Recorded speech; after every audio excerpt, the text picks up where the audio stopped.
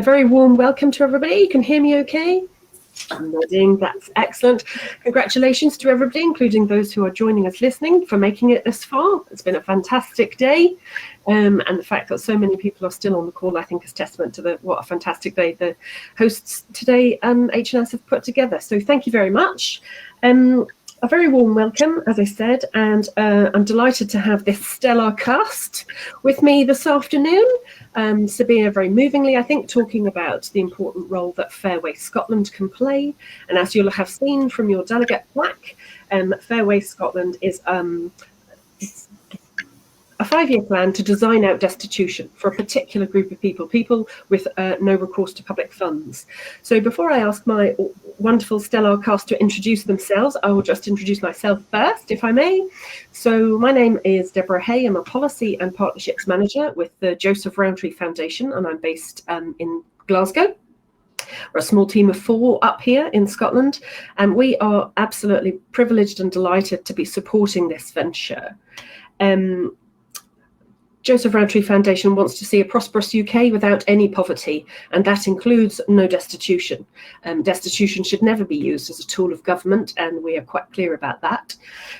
We want to see everybody having the opportunities that Sabir talked about. And we think that you can have a UK free of poverty and free of destitution if you make the right choices. And I seem to spend an inordinate amount of my time talking about how we need a stronger social security lifeline for people so that they've got an income they can live on, that they have access to safe, warm accommodation that is in a place that they want to and that meets their needs, and that they have access to good work that gives them dignity and a purpose in life. And the group of people that Fairway Scotland are supporting are people who don't have any access to those kind of choices, and that's the conference theme today, isn't it? So I am keen to hear more about how Fairway Scotland is going to deliver this on the ground. So before we get into the nitty-gritty about what it is and how they're going to do it, can I introduce people, and I will, in customary fashion, go round the room in the order in which you appear on my screen. So if I could start with you, Lorraine, please. Good afternoon, everybody, and thanks, Deborah. I'm Lorraine McGrath. I am privileged to be Chief Exec at Simon Community Scotland. We're a major specialist social care provider for people experiencing or at risk of homelessness in Scotland. Brilliant, thanks, Lorraine. And Annika, please. Hello, my name's Annika. I'm Chief Exec of Safe in Scotland. We used to be known as Glasgow Night Shelter for Destitute Asylum Seekers, and we are a human rights organisation that develops and delivers lawful, safe, dignified accommodation and support for people who are experiencing asylum-related destitution. Brilliant, many thanks, Annika. And Wafa. Hi everybody, so I'm Wafa. I work for Scottish Refugee Council. My role is, it's a long title, Head of Asylum Integration and Resettlement. And yes, destitution, you heard from Sabir, destitution is a huge, a big strategic priority for us as an organisation, and has been for a while. Many thanks and welcome, Wafa. And please. Hi there, yeah. I'm Elaine Cameron, so I'm Chief Exec at Refugee Survival Trust, and obviously destitution is a main part of what we do. So our vision is that we want to see an end to destitution in Scotland. We work with people who are seeking asylum and refugees that are at that end and they are experiencing destitution. Many thanks, Elaine. So let's go into the first question, and please do, I will try and keep an eye on the chat, but please do ask your questions or make your comments as we go, but we've got a couple of questions to get through. Let's just start with the basics. So what's Fairway Scotland about? Why do we need it? Lorraine. Fairway Scotland's about coming together to look at this from a national point of view and at a very strategic level, so that we recognise the risk of destitution in the system, and then we eliminate the system impacts that leads to destitution.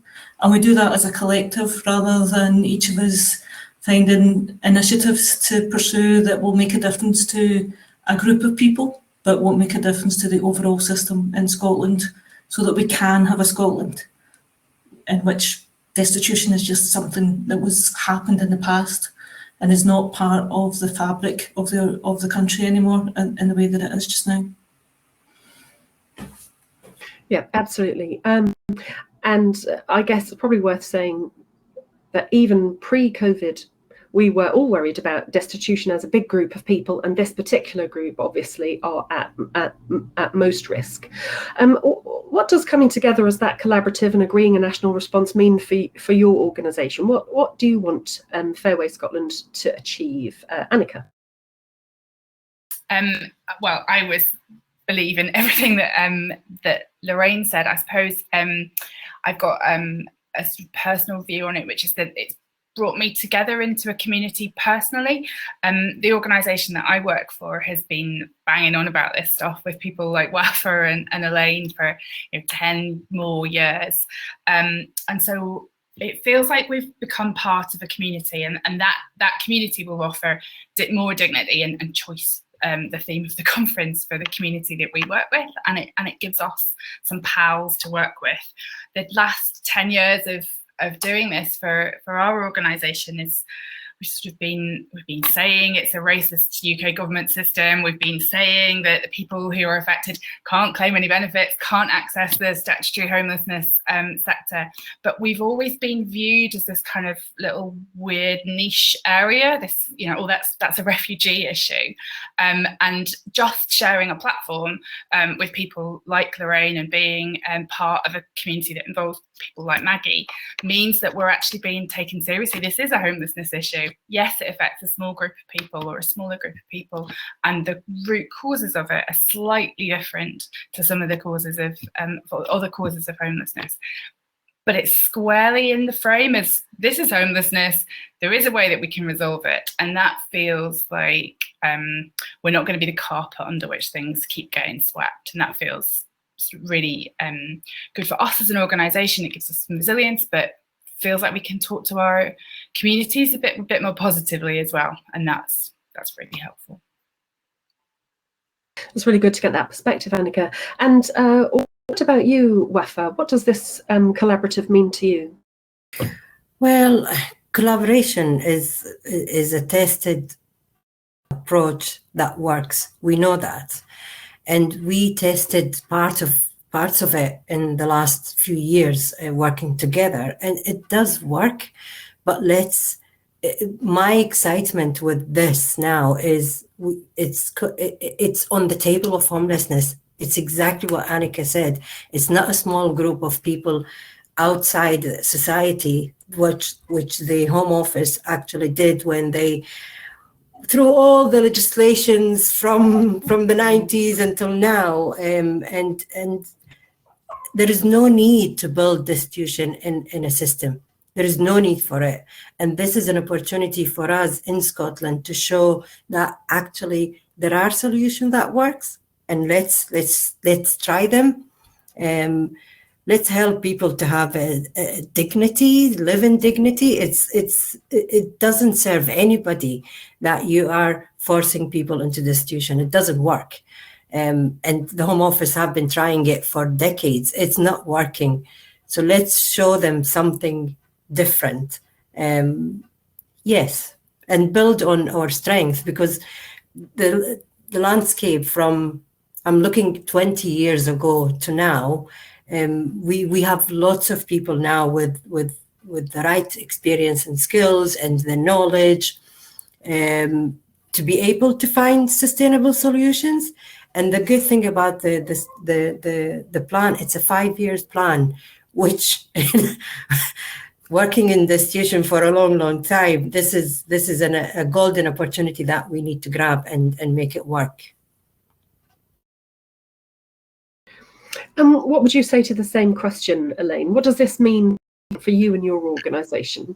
Yeah, sure. So I would echo everything everyone said very eloquently, and the collaboration side of it as well. And for our organisation, Refugee Survival Trust, a very small organisation, so to get these collective voices together and to work together is massively important, and to bring all those different expertise and different levels of organisation together. But I suppose fundamentally it represents a change in Scottish society, because it's unthinkable in Scotland that destitution is happening in Scotland just now. Refugee Survival Trust, I guess to sum up, our mission is that we envisage a Scotland where everyone lives free from destitution, and I suppose that sums it up neatly. That's what it means. It means a society, Scotland, where everyone lives free from destitution, which is an absolutely amazing mission and vision, but clearly it should be happening, and this means, Fairway means that we can actually realise it.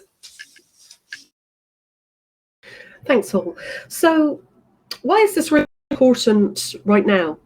Thinking about COVID and thinking about what's happening in the background, thinking about just where we are in Scotland right now. Why is this a really exciting initiative, which I think that it is, but incredibly, incredibly timely? Never waste a crisis is the phrase that comes to mind. How about I start with Wafa this time? Why is this the right thing right now? Well, what COVID taught us, actually, solutions can be found quickly. Yes, but it's more important now because we are moving out of the restrictions, and there is an imminent risk of people, because of the central government policies, and will end up in a situation of destitution, homelessness and destitution. So we need to act now. The other thing is, we are in Scotland. We are lucky because we have a government. Actually, it's in the program of government. The Fairway Scotland is mentioned as the vehicle for ending destitution, or finding ways to end destitution in Scotland through the Ending Destitution Together strategy. So we have the right platforms, actually, and there is a need for it now. I don't know. I wasn't here for the whole of Sabir's speech, but the new immigration bill, which is being whizzed through the Parliament, he said potentially it will force people into more destitution, and we are starting seeing it. So yes, it's important now, and we need to act now. Thanks, Wafa. And it might be useful just to go over some of the basics later, particularly if people have got any questions about that. And I imagine people might want to ask some of the panel about the UK government later. But same question to Annika, please. Why is this the right time right now? So I don't want to be too much of a fangirl, but homelessness in the community that we work with was really largely ignored until the first HARSAG action plan. And that was the first thing that really squarely placed homelessness amongst people with no recourse right in the plans of Scottish Government to prevent and end homelessness. You know, you won't end homelessness unless it's a plan for this community. And we've got people like Maggie and Lorraine to thank for making that happen.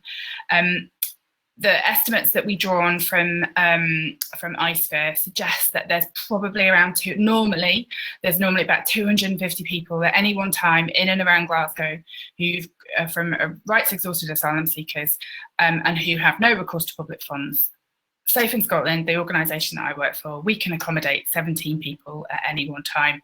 Refugee Survival Trust can accommodate about 8 at any one time and trying their damnedest to get that up as well as we all are.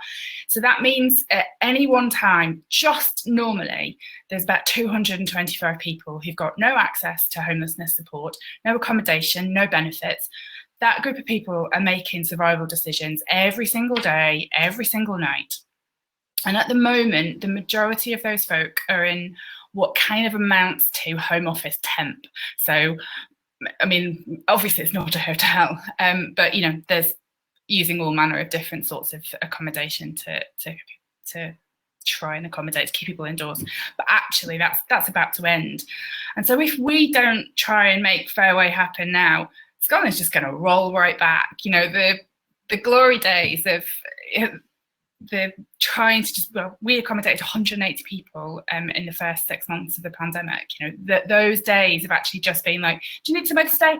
Okay, we'll make sure you've got somewhere to stay. Do you need a lawyer? We'll get you a lawyer. Do you need a cash support grant from Refugee Survival Trust? We'll get you a cash support grant.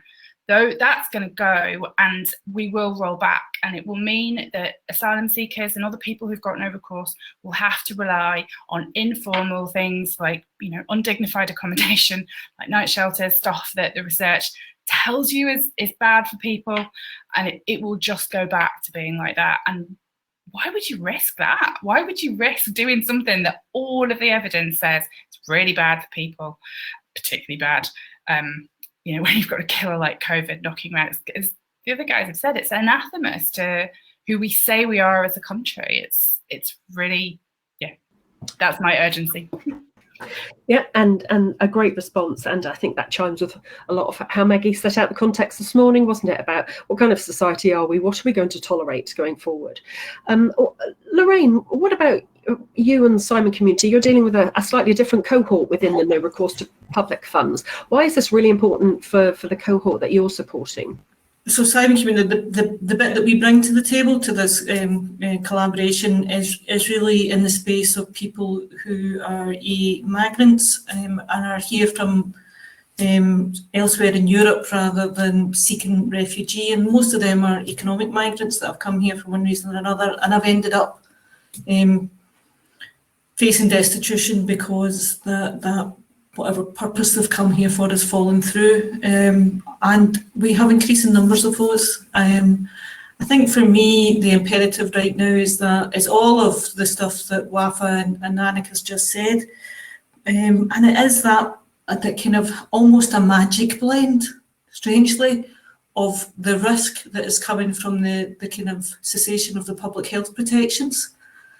The opportunity that has been created by COVID, because particularly for the people that we support and that we engage with, COVID has created some stability in the offer of public health protected accommodation that's allowed us to do intensive case management with people and understand, and as a result understand an awful lot more about their circumstances and an awful lot more about the potential solutions and the potential way forward for them as a whole group of people, as well as individuals within that group. And then there's the extra magic that comes from leadership, and it's leadership at all levels. Now, some of that has been about frontline workers seeing opportunities and just grabbing it with people and making stuff with that person on the ground. It's organisations where operational managers have just stepped into space. It's statutory services and local leadership that have come in a multi-agency response to respond to complex needs and increase vulnerability with people. And then it's the strategic leadership that you see here, and also that political leadership that both Wafa and Annika has referred to. So there's a bit of a lovely blend there that means we have a magic moment in which to strike. And we absolutely want to grab that, and with Homeless Network Scotland's facilitation, we have created the best possible circumstances to make it possible for all of that leadership to deliver. That's great and really clear. Thank you, Lorraine. Elaine, is there anything that you would want to add to that? I don't think I could add much other than, yes, that it's a crucial time, as my colleagues have said there. It's absolutely crucial. We don't want to fall backwards, and that is absolutely the opposite of everything the Scottish Government and COSLA say we want, so it's time to start delivering on that. The other thing I would add is, just as we all know, but I think it's worthy of saying again, the global displacement of people around the world is not getting any better. It is increasing, and that's not just the awful crisis in Afghanistan, that's happening globally. This is not a problem that is going to go away. This is not something that's going to decrease. And we do also have to take our responsibilities seriously in the world, and we have to morally take responsibility for what's happening around the world. And we have the New Scots strategy, we have the Ending Destitution Together strategy, and we have the things in place. So absolutely, the time is now. There never has been a better time. So we have to take that action and put these things into place. And I couldn't agree more with, I think, what everyone said. Yes, absolutely. Brilliant. A magic moment. There's been some great quotes today, haven't there? Well, we'll take that as well, I think. So my third question, I think, probably needs a little bit of unpacking. So it is about thinking about the theme of the conference more widely. How do we ensure choice and control for the people who are seeking sanctuary in Scotland, or who want to make Scotland their home for reasons of work or study or what have you?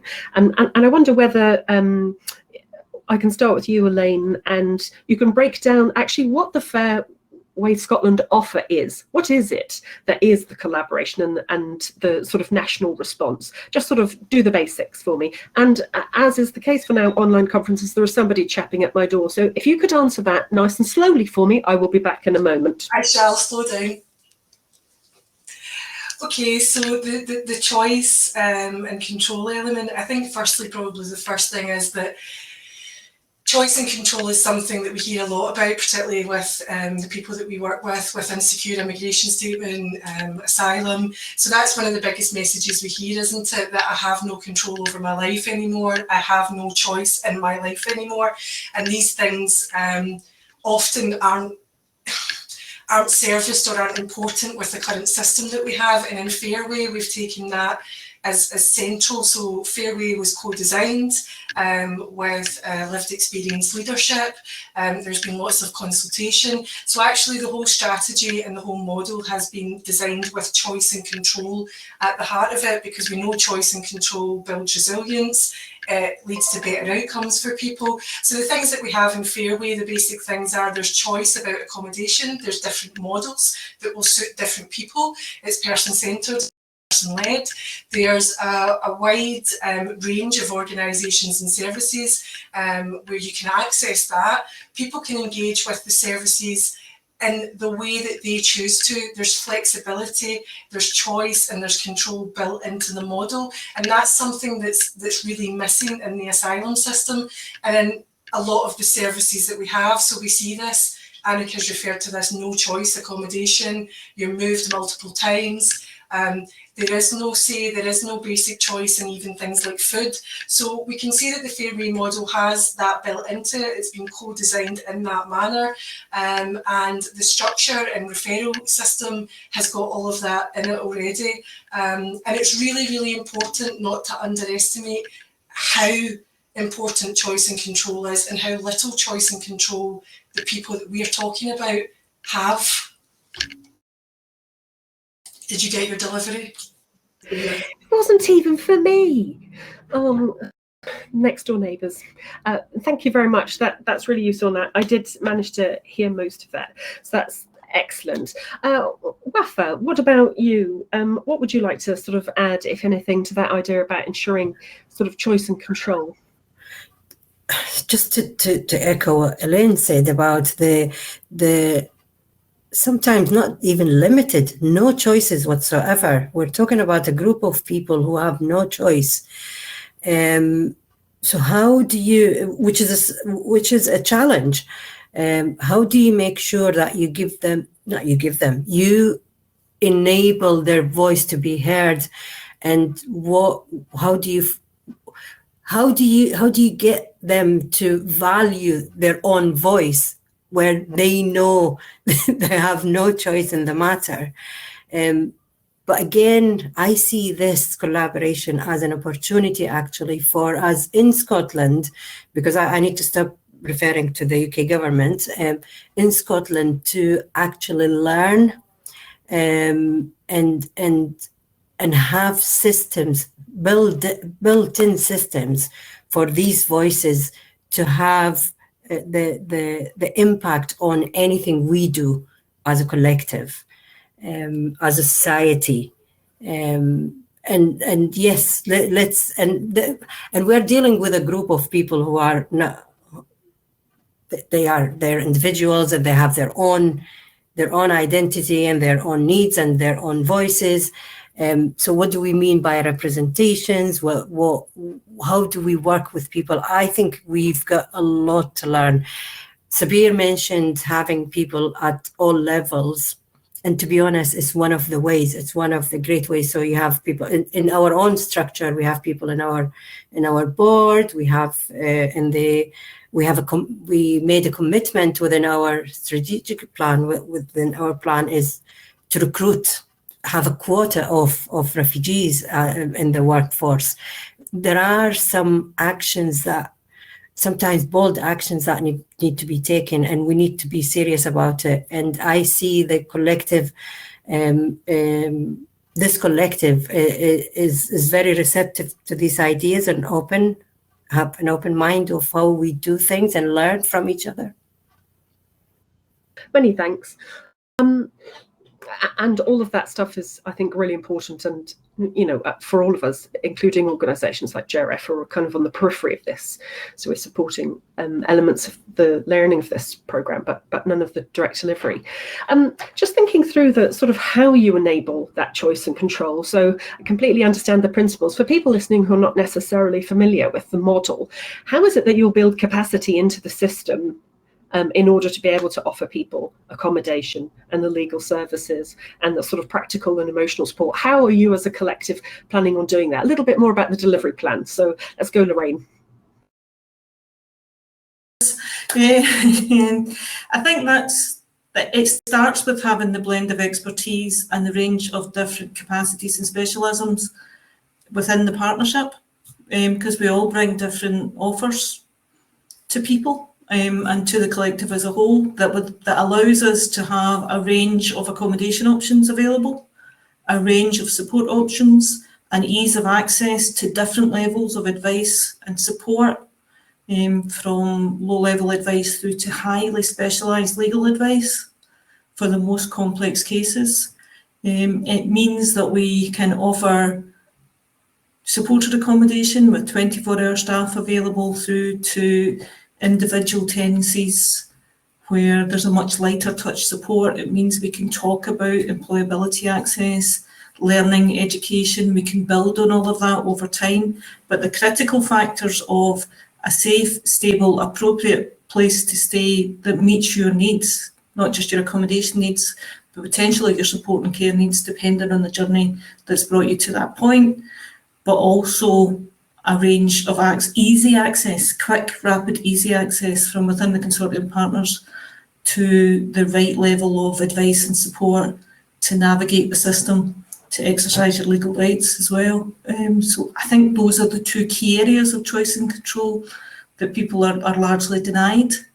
And I would build on what Wafa was saying, but in terms of we have learned a lot from and with people, and particularly through the intensive opportunity when we have had people in stable living circumstances, less than ideal stable circumstances because they've been in emergency placements through the pandemic, but that's allowed us to learn from and with people about what they need now and what the longer term solution might look like for them, but we'll never stop learning. So we have to take the opportunity that's created by the Fairway consortium to build that learning and to use that learning to affect the national systems, the impact on the work that we all do. Because we could all be great, but if the rest of the system doesn't move with us and doesn't react with us on the basis of the evidence that we're producing and that we're supported to produce with your own organisation from an evidence point of view, then it won't be enough. Because the ultimate goal's got to be that we don't need a special programme for people who experience the risk of homelessness because of immigration. Because we've done the work and everybody is working on the basis of we're not looking at this group of people from a different perspective. We just see them in the same way as we see anybody else that experiences that risk of homelessness. Hear, hear. And Annika and Elaine, either of you want to come in and sort of answer that I don't think there's much more to add. I think really just to say that, you know, this is a population who don't have access to any of the wonders of Housing First or any of those kind of options and wraparound supports and kind of things that we know work. And so we've tried through this to create a system that will get us as close as possible to replicating something like that, so that, as Lorraine says, and ultimately it can just be integrated and be part of it. It's not a separate, doesn't become a separate thing that's just this kind of niche again, because that's how you end up being pushed out and marginalised. I think the only thing, not necessarily to add, I think it's about choice and about accommodation. I think it's really important that we're seeing potentially a move back by the UK government to kind of warehousing accommodation or institutionalised accommodation, and Scottish Government and COSLA are quite clear that we don't want to see that, and that isn't the model that works. So I think it's just to really emphasise that choice and that accommodation, and the fact that accommodation will be based on models that work and models that suit individuals, and that really isn't there at all for that group. And I think perhaps people in the wider systems still don't understand that isn't there. There is no choice. So again, we've said that, but I think it's really important to say that the right choices and the right kind of accommodation will become available through Fairway, and that isn't there at the moment. That's great. Thank you so much for that. So there's sort of one big question left on my list that I was given, and one question that I've got up my sleeve. And we've got about 15 minutes before we're supposed to be finished and let all these good people, including yourself, go home. But I guess thinking about who is on this call, if there was one sort of call to the people listening to this, or who, and Martin's very kindly put the link to the sort of route map in the chat, but if there's one thing that you want people to take away, or even better do about this, knowing that this Fairway Scotland initiative is underway and that you're trying to design this national approach and do all the things that you've talked so well eloquently about, what is it that would be that one thing? And this time I'll start with Annika, please. I mean, my usual call to action is revolution. So in the absence of that, because I probably can't use a Homeless Network's got platform for calling for revolution, I would say in the work, you know, we're all here because we know that homelessness is a structural issue. We know that the solutions are systems change. And so when you're delivering your own services or having conversations with people who are affected by homelessness as you are, or whatever your dynamic in this is, think about who's not accessing what it is that you're trying to deliver or what you're trying to develop. It's probably people who've got no recourse to public funds. And if you can't involve them in your service, or they can't access your service, it's probably Fairway that is the answer to that. And I think that it really is just kind of bearing in mind that this group of people exists. They're not allowed, because of aforementioned revolution, to be able to access mainstream services and kind of normal stuff. And we've had to do this. And so bear that in mind. Thank you. And Wafa, what's the one thing that you would like people to take away or do as a result of this? Yes, I agree on the revolution. Mind you, I'm too old for revolutions. But yeah, to be honest, would be great if people see the plan for the first time to get their views. We try to consult as much as wide range as people on the plan, but any new views, if people have the time to look at it and give us a piece of advice for the consortium, what would that be? And if you, it's just because I'm checking the chat and people are talking about ideas. So somebody, Claire, here talking about the shared spaces and supported accommodation. Anything that you think we haven't thought about would be great to direct us. And if you've got anything to offer in terms of support, that would be great as well. That's my ask. Many thanks. The doors are always open. I can confirm they are a friendly bunch. What about you, Elaine? Have you got a call? You're all very polite. I think I might be slightly less polite, depending on whether this comes up or not. But yeah, I think I'm going to be less polite potentially here. So I think the call is that it needs to be funded. And it needs to be funded. That's my call. We've got the Scottish Government strategy, we've got COSLA support, we've got everybody saying it's the right thing to do. We've had pilots that prove it's the right thing to do. We have research that proves it's the right thing to do. We managed to get ourselves together during the pandemic and produce strategy, and we did all of this wonderful stuff. So it can happen. We need to be funded, and we need to be supported. So I guess my call is we need that funding and we need that support, and we need to actually get it done. And that was the issue that I thought would come up first. Yep, absolutely. And Lorraine, anything to add from you about this sort of call to action? I think the biggest call to action, and I know we're talking to an audience of interested parties in homelessness here, but I think we just need to not accept that destitution should ever be part of the system. So my ask is, don't ever accept it. Don't stand by and watch it happen in your area, or allow your local politicians or your local systems to exacerbate the risk of destitution, but get alongside us and support us so that we don't have to have that special consortium on one side, building something, making something happen. This is just something that we are all involved in and that we're all part of, and that every single person, no matter their route into the risk of homelessness, receives the same kind of response that is mainstream funded and supported, and just as ordinary a response as anybody else gets. And come the day, the next stage is to prevent that person ever reaching that stage in the first place, in the same way as we're working to prevent the risk of homelessness for everybody in Scotland, no matter why or how they came here. And there's a special sort of Kafkaesque element to the group of people that you guys all support, isn't there? That is a little bit different, I guess, to people, sort of 75% of people who become destitute but who were born here. And the pathways are different, but as you say, the response shouldn't be. So we've got a couple of minutes. So I'm going to ask my own questions. That's the prerogative of agreeing to do this thing.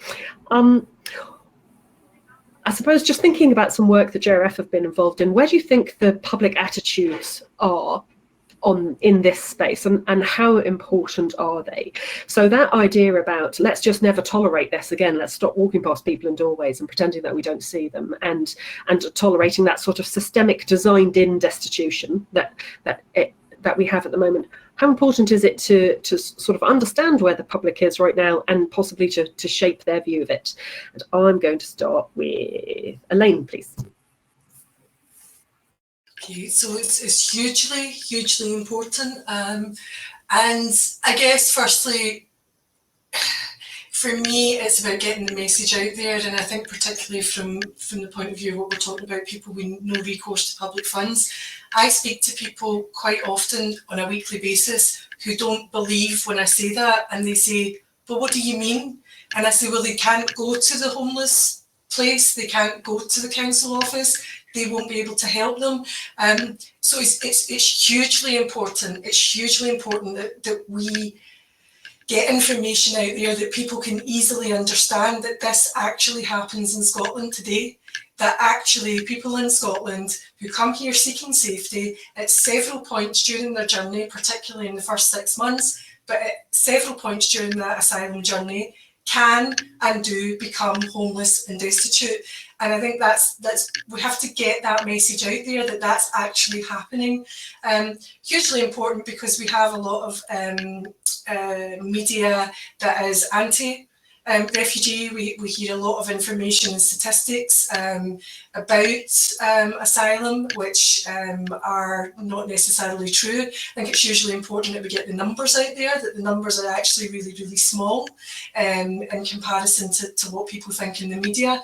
Public support, I think, is there at the moment, but it's there with people that are engaged with the subject matter. And I think a lot of people, if it doesn't touch them in their lives, they're not necessarily engaged with the subject matter. And it's really important the effect we have in the media and what we hear from the UK government and the words that are used, criminal, illegal. And it's really important that we stop using the words criminal and illegal and that we try and combat that. So it's hugely, hugely important. And I think we all need to do what we can to get factual information out there, to engage with the public about this subject matter, to talk about it more openly, but to be really, really clear that these people in Scotland actually have no safety net. And that is happening. So it's hugely important, and I think it's hugely important that Fairway and all of our organisations continue to kind of battle against that negative stereotype that we hear in the media, and all we can do is keep doing that. But sadly, sometimes the louder voice is that negative voice, and we need to keep talking about it and finding forums to do that.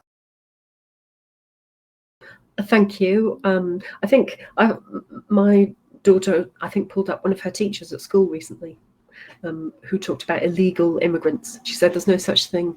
They're undocumented. And chip off the old block. Yeah, good for you. I think you're absolutely right. I think there is a sort of culture shift there that's absolutely needed. I'll come back and have a wee look at the chat. Annika, would you like to add anything to that? And then I'd like somebody to talk to me about the difference. Sabia talked very clearly about us needing to be crystal clear in Scotland about what has devolved and what is reserved and what we can really get done here. So that's the big question I'd like to go on to, and Annika, you can choose which one you want to answer. Well, first of all, that language is being used by policymakers as well as by the general public. I think there has been some really interesting research and polling done by the Scottish Refugee Council that shows that actually Scottish public attitudes are positive. Yes, of course, we meet people who don't know and don't understand, but as soon as you explain, very often people are like, oh, well, I never, say, well, I don't vote Tory anyways, or, here's a donation or whatever, but actually that needs to be catalysed into change. And I think that's the real potential here, that there's a generally building public attitude which is positive, and that sees the benefits of migration, sees the benefits of living in a society that is inclusive and representative, and all of those kind of things that's happening, or at least it would appear to be happening from the polling that the Refugee Council have done, and that feels like an opportunity. It feels like another one of the magic moments. Was it magic moments, Lorraine said? One of the magic moments, the kind of like all the kind of confluence of great things that could come together here, that we're like, we're not having that in Scotland, which is really, really good. I suppose the crystal clarity is, there are people here who have done it. I can see names in the audience, officials who have done a lot of work with Scottish Government lawyers to really understand and to see just how far the Scottish Government can go. They have bent over backwards, and their predecessors have bent over backwards to really, really understand what can be done.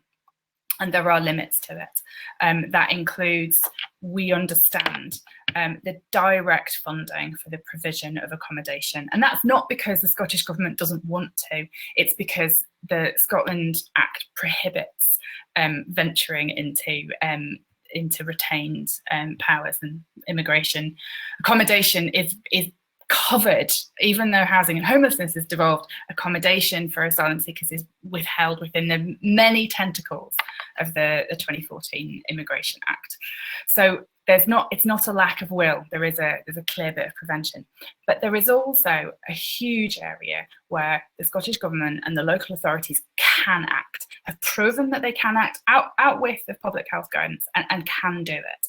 And you know, when I was calling for revolution, Elaine sort of specified the form in which I would like to see that some of that revolution, and that is, you know, that is financial support for this. It's not out with the realms of possibility of a kind of a multi-agency, cross-sector, you know, whatever these words are, public sector, third sector partnership that could actually just get on and deliver this. It's not massively expensive, and together we have the skills and some of the funding to be able to do it. And so I think we need to stop with the oh yeah, it's terrible, if only we didn't have those Tories, you know, kind of, you know, we would love to do something, but we can't because of those terrible Tories. We need to kind of get away from that and actually like, right, what can we do?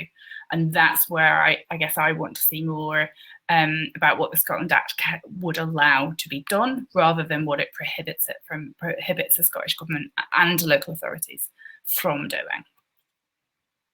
Really, really helpful. Lorraine, anything that you would like to add to that? Picking up on the public perception issue, we know that everything that Annika's just said means that the politicians need to provide that leadership. Politicians will provide leadership in areas where there is a public interest. So we want people to be behind this, to understand it, to see the reality of destitution, to actually really understand what destitution means in real daily life terms. For the people that Fairway's designed to respond to, what it actually means and what their politicians can and should be doing in response to that. From a human rights and just an individual personal point of view, for families and individuals that are experiencing destitution in Scotland. So there's something about the imperative of the message driving what our ask is. So we need to get more and more people understanding what destitution actually means, and taking that message as a key priority to their politicians, their local politicians, and their local statutory service leadership as well, because it's just as much about the choices that are made at a local level as much as the choices that are made at a national government level and COSLA level, I have to say. And everybody's waiting for guidance all the time in this space, rather than thinking, what can we do right now? And as Annika outlined, and as we've seen during COVID, we can do quite a lot. Yep. And what a fantastic... Often we're choosing not to. Yeah. Because some unknown anxiety is driving that.